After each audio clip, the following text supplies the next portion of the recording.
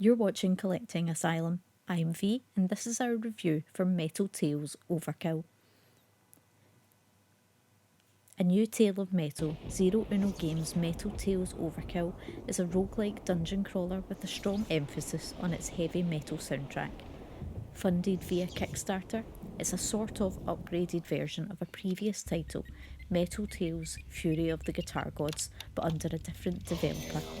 The god, Cuck, has possessed all of your metalhead brethren, so it's up to you to rescue them.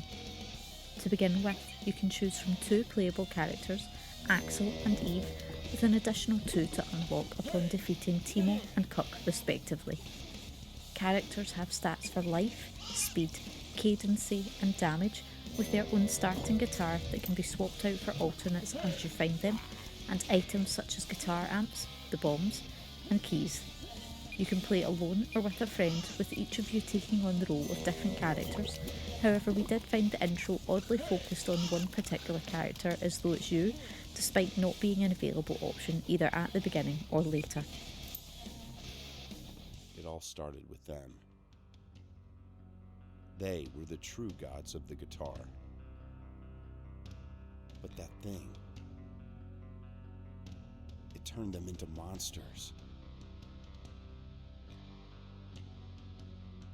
Condemned to play for eternity, spreading the evil that changed them, turning the passion of metalheads,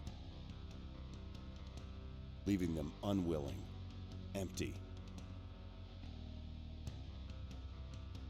My guitar master, my bandmates, and all my brothers were taken from me.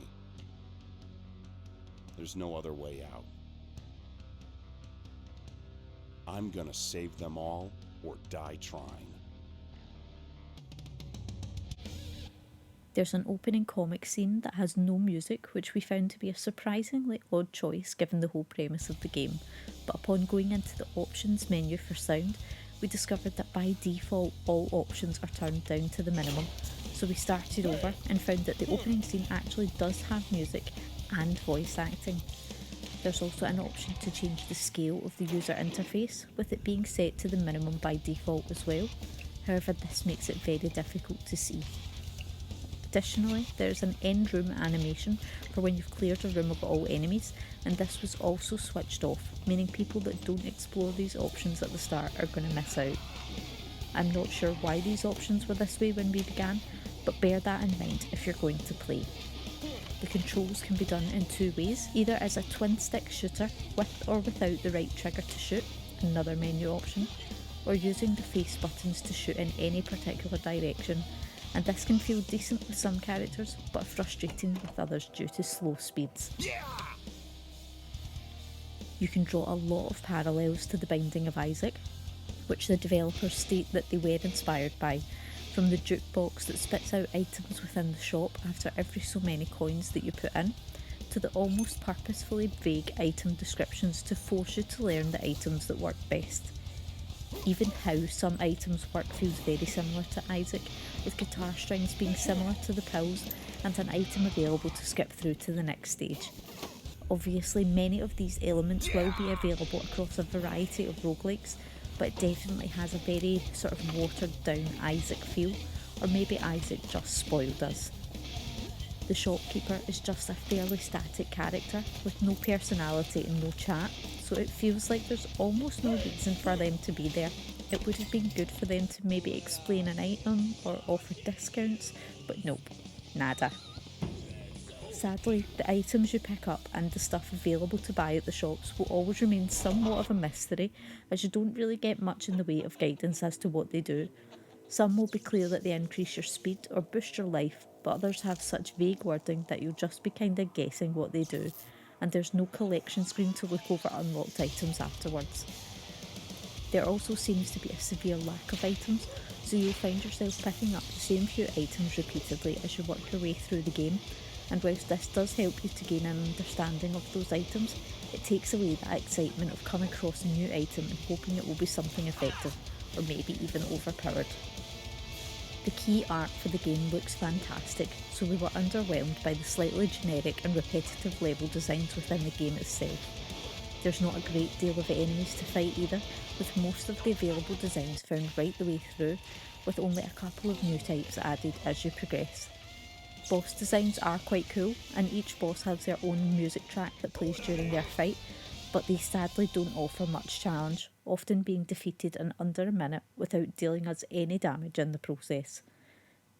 After defeating a boss, you will gain a summon that can be called upon when required via the D-pad, such as Sertania, who can heal wounds, and Abigail, who has a powerful 10-finger chord. The soundtrack is fantastic, though this should be expected for a game so heavily inspired by heavy metal.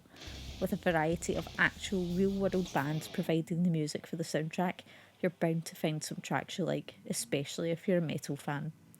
The extras section has an overview of all the bands with music in the game, if you're looking to find out who any of them are. There's certainly a few that I hadn't heard of prior to now.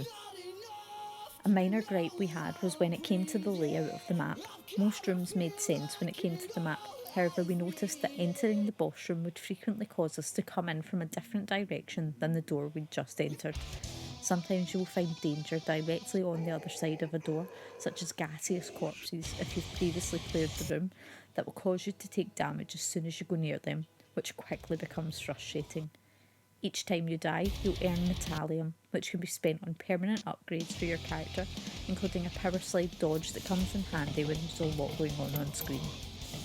There are also missions to complete as you work through the levels, and doing so earns you more Metallium, though it seems that most of these are either glitched currently, as completing the objective doesn't mark them off or give you the reward, or maybe they just aren't designed to be collected during co-op play, as playing solo seemed to trigger some of them just fine.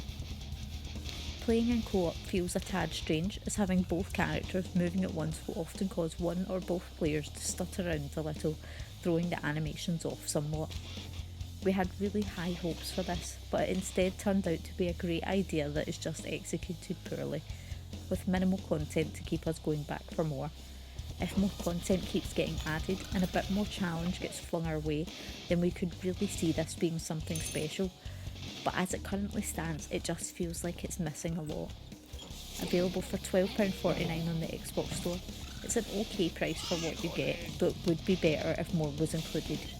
If you're a fan of roguelikes but struggle with the difficulty of many of them, like I often do, then this might be a good starting point for you, if you can nab it on sale. In the end, we decided to give Metal Tales Overkill the CollectingAsylum rating of 6.5 out of 10. Are you interested in Metal Tales Overkill? What do you think of it? Let us know in the comments below. And thank you to Zerouno Games for the Metal Tales Overkill Xbox review code.